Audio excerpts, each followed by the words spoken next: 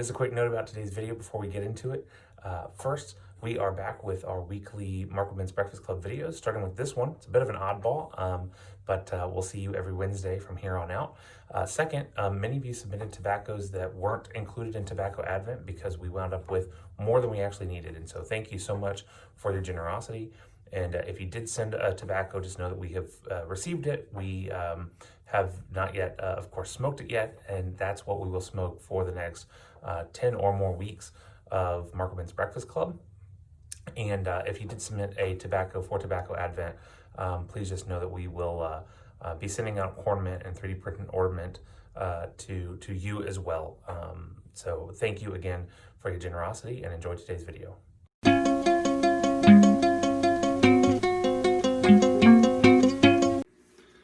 Well, hello.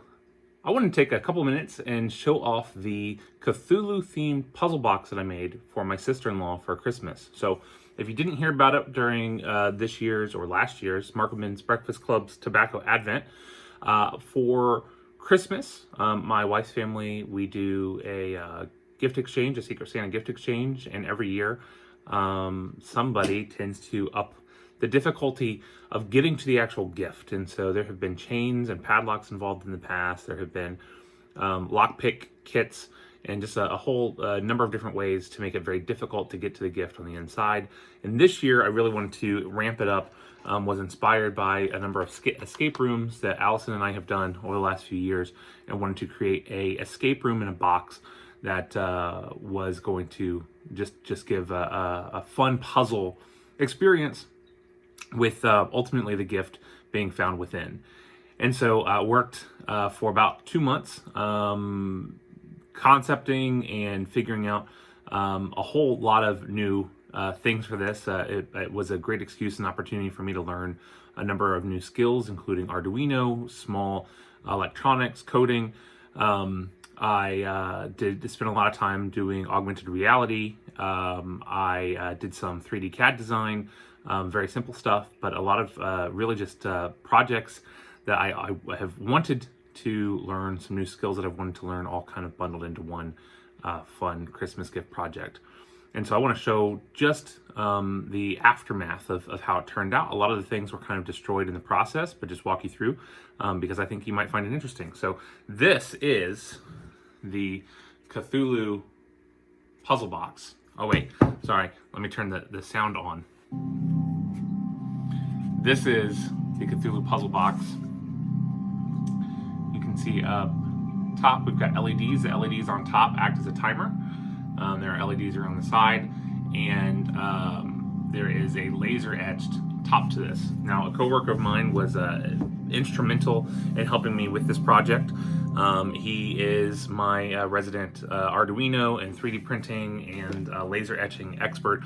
He actually voluntarily did the laser etching and then took it an extra step and embedded all of the LEDs and wrote the LED code for this. I'll show you what's inside the box in a few minutes. But just to walk through the process of solving the puzzle, my sister-in-law was given a card, a Christmas card from me, and on the back was a QR code that had been broken into 4 pieces that needed to all be put together. And so she cut the card apart and put the QR code together, scanned it with her phone, which took her to a website that I had created. And the website had a video embedded on it that explained that Cthulhu, the great Cthulhu, destroyer of worlds, the great ancient one, is on the brink of escape, and that it's up to her as a keeper of the seal up here to make sure that doesn't happen by finding the 5 ancient runes and the key of dreams. Cthulhu comes to people in their dreams, and the key of dreams and resealing Cthulhu in before the timer runs out, or actually before madness sets in. And so along the top here, the LEDs have a countdown timer that will change color over time. And you know, instead of being just a traditional timer, the idea was that madness would set in, because it all ties into the Cthulhu and Lovecraft ethos. So she had to go find this box. It was making noise in a separate room. She found it, and then with it there was this spiffy case here. Now this case was wrapped up and had a padlock on it, and so she had to figure out that on the website where the video was embedded, there was the padlock code just as the background. It was just a repeating number as the background in small print, but she figured that out, got this open, and inside were a number of different items. And so I'll show you some of those. There was a full copy of the Call of Cthulhu, the book which started the whole Cthulhu mythos. There were some postcards, which are of Providence, Rhode Island, which is where these stories take place, and they have just generic information on the back. There was a deck of playing cards. There was a radio that didn't work, at least not right away. There was a teacup, a lockbox that at the time had a padlock through it here, and then there was a cryptex and a one of these sheets that had a Cthulhu statue embedded in it. And so this is the 3D printed Cthulhu statue. This is a design I just downloaded off the internet. There's a magnet in the bottom. And if I had been thinking more, I would have created a hole for the magnet so it would sit flush. But by the time I realized that, it was the night before I needed to complete this, and just didn't have the time to reprint. So just put a little bit of, it's actually not felt, this from a glasses wipe on there. But this is a Cthulhu statue. Now, what's cool is that the Cthulhu story talks about statues like this, ancient statues. And so through these things, there was in one of these sheets a what's called an Arnold cipher. The Arnold cipher is a book cipher where you give a number of numbers that correspond to the page of the book, the paragraph, the page, the line on the page, the word on that line, and then the letter within that word. And so you're able to use the cipher to decipher a message. That message led her to another location where she found another statue. So in all, there were 5 different puzzles, 4 or 5 different puzzles. One of them was a true-false puzzle where there were witness statements, and each witness is going to tell a truth and a falsehood. And one of them mentioned a bird teacup. Well, this is clearly not a bird teacup, and so the opposite statement must have been the true statement because the bird statement was false. The bird teacup statement was false. And so from there, you could then kind of follow the path of the other witness statements to decipher the location of the next statue. And so she went along these statues. One of the clues had a, I'll show you here, there's a grid here of suits and card numbers. And what they had to figure out is that there were 4 cards missing from the deck. And so they used that to find one of the clues in one of the other statues. My favorite puzzle, which is one that I did not get back, actually, I need to recreate it, is I took one of the padlocks that was involved in this. I wrote down on a card-sized piece of notepaper the code for it in really big numbers. And then I took 4 sheets of plastic, and overlaid that, and then sharpied in just a fraction of each of the numbers, and then put another plastic sheet, and then a different portion, another plastic sheet, another plastic sheet. So when you lined up the 4 plastic sheets in the right configuration, you would see the full 3-digit code. And then I took those, mixed them up, flipped them directions upside down, and added them to the deck of cards. And so they were able to, once they figured that out, get into one of the padlocks. So in all, there were 3 padlocks involved. The final, the cryptex, I will show you, this was adjoining one of the statues. And this is a UV light. And so on these postcards, we found that bleach, a little bit of bleach, will allow secret writing to show. Let me see if we can get a better view of this. Yeah, So writing will show on there because it becomes less reflective, even though you can't tell it when the UV light is off. And so when they put these together, using these little indications in the corner, these all line up. It says kitchen, and so this was one of the messages. One of the final clues took them to, they provided this map, which just says home backwards. And this is Cthulhu's home, which is a 5-letter word. It starts with an R. I forget what it actually is. And that was the code to the cryptex. So they had to put it in backwards. I didn't want them accidentally guessing it in advance of that. 5-letter words, there are only so many of those that you're going to have in a puzzle like this. So inside of the cryptex was the second battery for the radio. So it turns out the radio only had one battery in it when they got to it. The other battery was here. And on one of the sheets in here, so there were pages of newspaper, basically, and you can find these.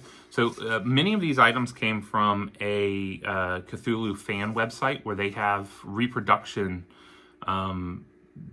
items that you can print, you can download. They have fonts and things. So there are people that will make these, I guess, shrines, cosplay items that have, statues and things like this involved, and they'll use these newspapers as part of that. And so it was great to be able to have that. Well, one of them had a radio station written on the back.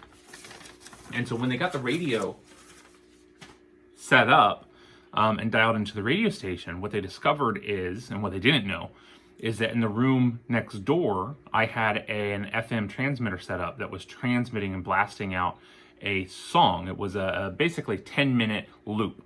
And it was a song that was, it's the end of the world. And it was broken up into 3 sections. And each section, after each section, you would immediately pause. There was a emergency response message that came in. Like when they test the emergency readiness system for the U.S. And then I was able to find that there are apparently people that make these things for fun for various potential fictitious disasters. And so there are some you can find on YouTube of people that have done these for Cthulhu attacks. There's one for a fictitious monster called Siren Head. And so both of those use your dreams. They'll use voices to lull you in. And so this song, after about a minute and a half, it goes into this emergency response. There's messaging in there about, don't go outside, don't fall asleep, don't listen to the voices in your head. One of them even says Cthulhu. And then there's Morse code. And then the song continues. There's a different message, similar information. And the messages kind of escalate if you were to listen from beginning to finish. So this was on a loop, playing through an FM transmitter. So when they got the radio, they were able to listen to this station. And on one of these newspapers, in a small corner, which they, to their credit, they noticed pretty quickly, is Morse code here. And so they were able to use the Morse code to decipher the message there. And that message in Morse code mentioned evergreen. And so as they ran over to the evergreen tree, the Christmas tree, they found this key on there. Now the key has a magnet embedded into it. So you'll notice that all of these statues also have magnets in them. The key also has a magnet in it, and that's going to be important in a second. So when you combine, we're going to go back to the box now. When you combine all 5 of the statues, there are markings on here. So each of the 5 statues go into the box. And then, it's hard to see, but there is a keyway there that the key fits into perfectly. And when the key is turned with all 5 statues there in place, a servo releases a bolt lock that is holding this door into place. Now on the opposite side, it's just flat, that's glued into place. But go ahead and disassemble this now, show you the guts of it. This is something I 3D designed, and that's probably one of the most complex things that I have done. I mean, I've done the Mark Women's Breakfast Club ornaments, but this was kind of fun to get to do, make sure the measurements, make sure everything fit. It worked first try, so I was very happy with that. And so there's a bolt here that removes this piece, so you can see how it is locked. And there's a code to the final padlock. So this was something that she had the whole time, and in here was a set of Dungeons and Dragons dice that were made out of metal. They were awesome. And so in all, at about the 40-minute mark, she asked her sister-in-law and brother-in-law for help. They kind of jumped in. In all, it took 50 minutes to finish. And so I want to show you the guts of this.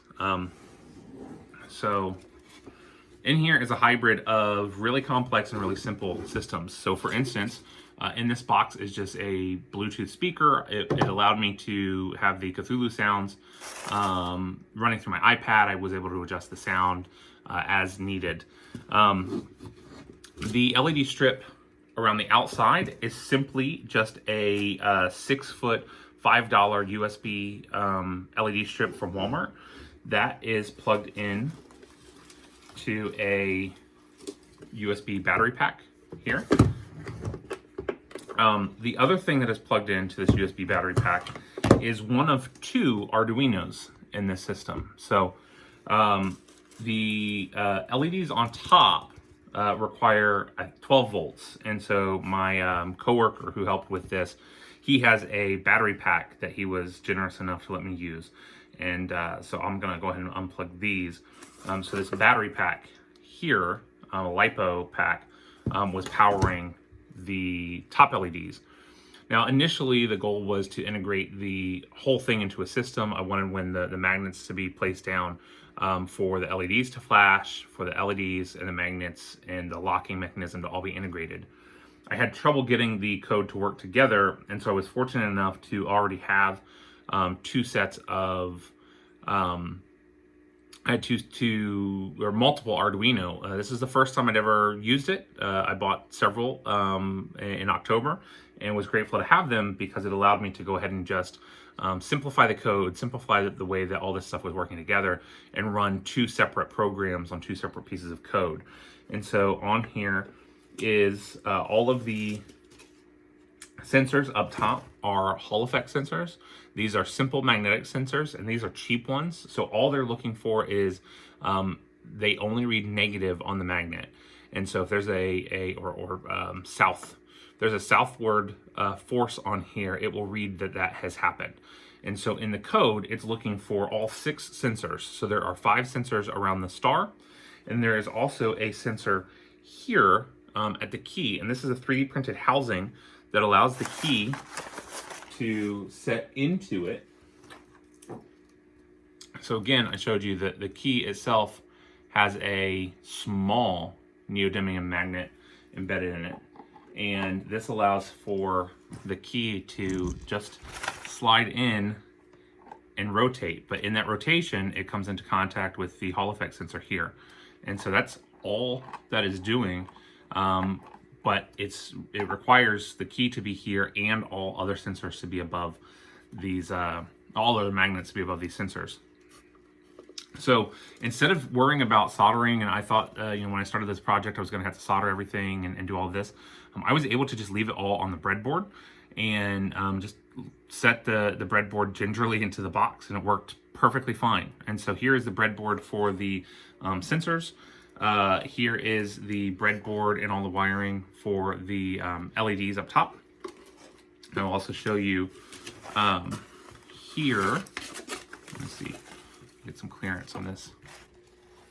So I use some plates just as backing.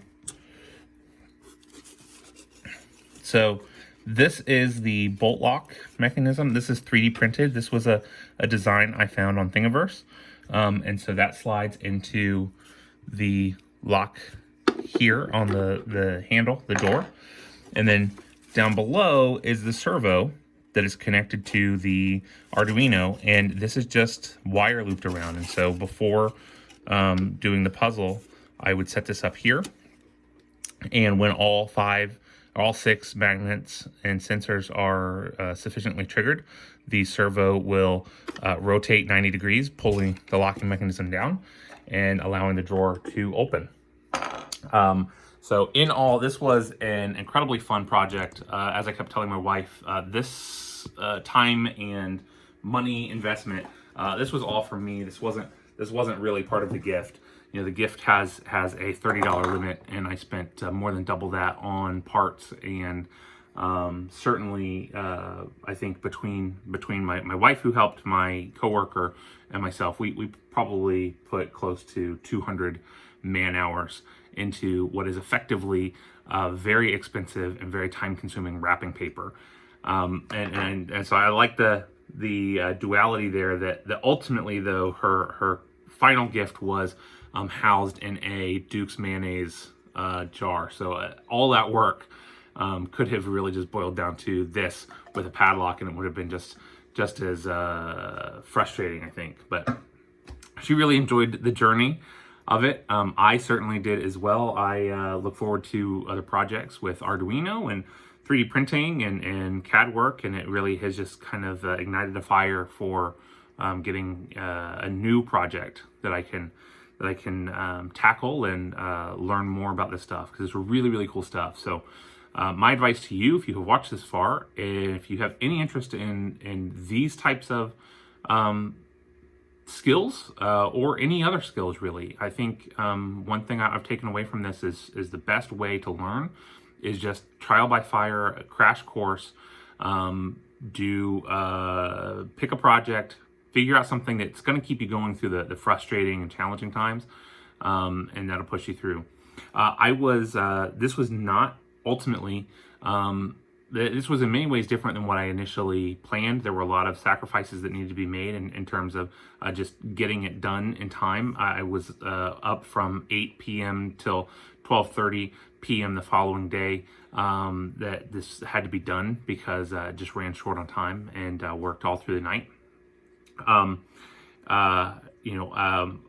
through the course of this, took an online Arduino class, a number of things. The one thing I was disappointed that I wasn't able to pull off, I spent a lot of time working in Unity, 3D modeling engine, to try to do augmented reality, and instead had to, I really wanted the QR code when scanned to just recognize that the camera's looking at a QR code and immediately start playing a video. And I was successful enough that I was able to get an app loaded onto my phone, but ultimately couldn't get it to work reliably enough that I didn't trust I wouldn't have to be tinkering with it in the middle of them trying to figure this out.